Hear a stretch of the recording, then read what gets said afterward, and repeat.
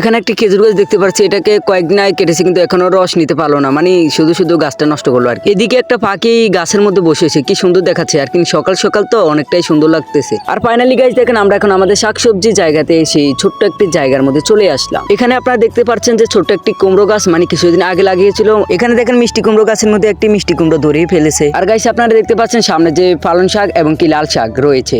আর এখানে রয়েছে একটি ফুলকপি গাছ, এখানে রয়েছে মূলো গাছ, এখানে রয়েছে আবার ছোট্ট একটি মিষ্টি কুমড়ো গাছ।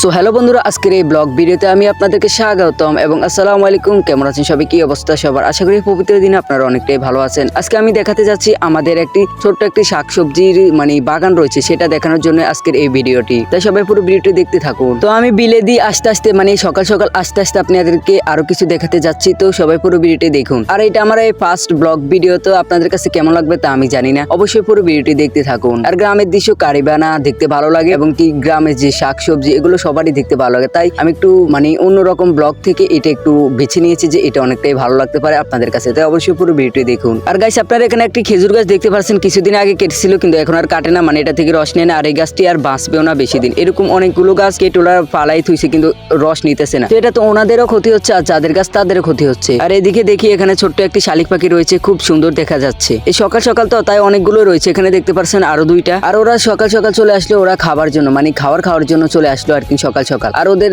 সাউন্ডটাও খুব সুন্দর লাগতেছে, মানে কিসমিস করতেছে, এটাও অনেকটাই ভালো লাগছে। তো আমি এখন চলে যাইতেছি সেই কৃষি ক্ষেতের মধ্যে, মানে ছোট্ট একটি শাকসবজি সেই জমিতে। আর আপনারা দেখতে পাচ্ছেন যে ক্ষেতের আলের মধ্যে অনেকটাই কাদা রয়েছে, তো আমার হাঁটতে অনেকটাই কষ্ট হচ্ছে। তো যাই হোক, আজকে আমি আপনাদেরকে দেখাবো আমাদের সেই ছোট্ট কৃষি জমিতের মধ্যে, মানে আমাদের সেই শাকসবজির বাগানে আপনাদেরকে দেখাবো। আপনারা এখানে যে পাইপটি দেখতে পাচ্ছেন এটা দিয়ে আর কি ক্ষেতের মধ্যে পানি দেওয়া হচ্ছে।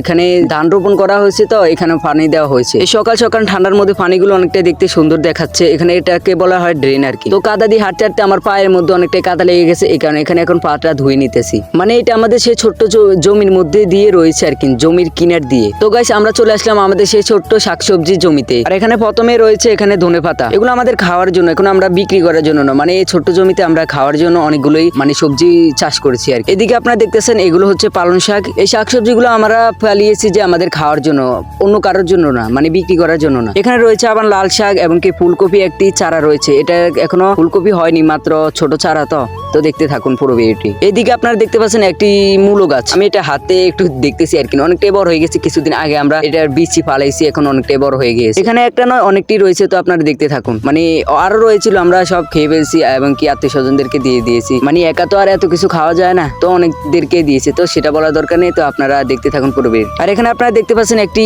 মিষ্টি কুমড়ো গাছ, কিছুদিন আগেই মানে এটা আমরা রোপণ করছি আর কি, এখন অনেকটাই বড় হয়ে গেছে আল্লাহর রহমতে। এদিকে দেখুন একটি সরিষা ফুল গাছ, একটি নয় দুইটি রয়েছে, মানে এগুলো যে ধনেপাতা ফালানোর সময় ওখান থেকে আর কি বীজ হয়ে উঠে গিয়েছে। আর আমাদের জমির পাশে ড্রেন রয়েছে, যেটা দিয়ে ধান খেতে পানি দেওয়া হয়। আর সকাল সকাল বিলের দৃশ্যটা দেখতে কারিবা না ভালো লাগে। আর এটা গ্রাম বলে কথা, গ্রামের দৃশ্যটা তো অনেকটাই সুন্দর। এখানে আরো অনেকগুলো রয়েছে যে মিষ্টি কুমড়ো গাছ। আর এই ভিডিওতে আমি আপনাদেরকে সবগুলো দেখাতে পারিনি, মানে এখনো শাকসবজি মাত্র অল্প কয়েকটা রোপণ করেছি আমরা আর কি।